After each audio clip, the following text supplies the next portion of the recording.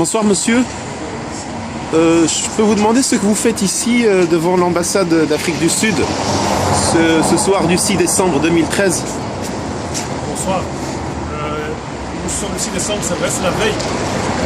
Hier est décédé Madiba, Nelson Mandela, le symbole africain de la liberté, de la lutte contre l'esclavagisme que subissait son peuple et pour la dignité de son peuple. Voilà un homme qui est devenu un symbole humain et qui a passé sa vie, 27 ans en prison, tout ça pour la dignité et la défense de la liberté de son peuple, uniquement pour cela. Et donc aujourd'hui, il mérite qu'on vienne saluer cet homme qui a tout donné pour son peuple et pour l'Afrique.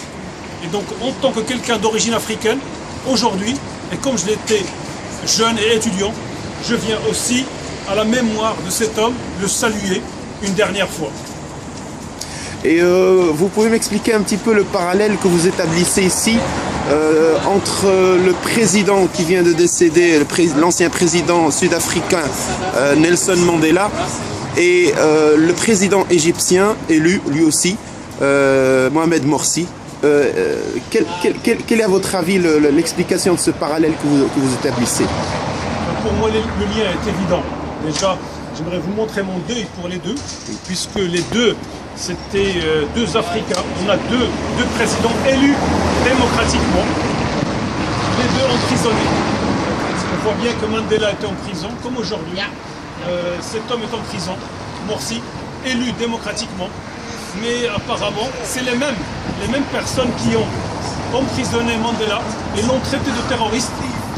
Ils emprisonnent celui-ci et le traitent pareil, de la même manière, de terroriste. Aujourd'hui, ceux-là qui l'ont traité de terroriste, ils sont en train de le fêter. Ils le fêtent comme étant un homme libre, etc., etc., les mêmes. Et demain, ils feront la même chose avec lui.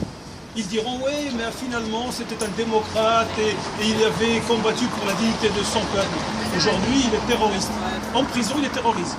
Lui aussi, 27 ans, il était en prison, mais c'était leur cauchemar. Il est terrorisé. Vraiment, il est terrorisé. Mais les gens ne comprenaient pas. Les criminels vivent dans la terreur quand des gens pacifiques,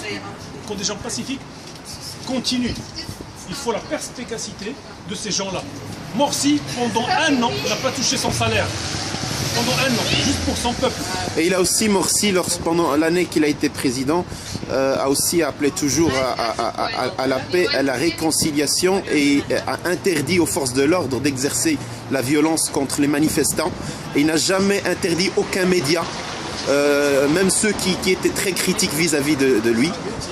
Aujourd'hui, 6 mois après le coup d'État qu'il l'a kidnappé, qui a mis en prison des parlementaires, des Égyptiens de tous bords, a tué des gens, des milliers de gens ont été tués dans les rues du Caire. On voit que cet homme et le courant qu'il représente, qui est le courant majoritaire, qui l'a élu et qui a élu un parlement et une constitution, tout ça, tous ces gens-là restent encore pacifiques et continuent leur lutte et leur combat dans la paix et dans une volonté de réconcilier le pays, mais une volonté de justice, pour que justice soit faite contre les criminels qui ont exécuté les ordres du putschiste Abdel Fattah al-Sisi. Donc je vous remercie pour votre geste, pour votre symbole. Vous avez encore quelque chose à rajouter? Oui, je pense que ce que j'aimerais dire là-dessus, c'est qu'en Égypte, il y a eu plus de 7000 morts. C'est un crime contre l'humanité dont personne ne parle. Il y a eu 7000 morts, ces morts-là étaient des manifestants dans les rues, comme moi aujourd'hui. Parmi ces manifestants, la majorité sont des femmes. Aujourd'hui, des filles mineures. Aujourd'hui, des filles mineures ont été condamnées à 11 ans de prison. 11 ans de prison pour une fille de 13 ans. Et d'autres, 19 ans. Il y a des collégiennes et des étudiantes. Aujourd'hui même, d'Alexandrie, il y a en prison, condamnées à 11 ans de prison parce qu'elles ont manifesté. Et personne ne parle de droit de ces femmes-là. Personne ne parle de ces filles-là, mineures, je dis bien mineures. Pourquoi? Même pas les médias qui, il y a une semaine ou une dizaine de jours, avaient parlé de la journée mondiale contre la violence faite aux femmes.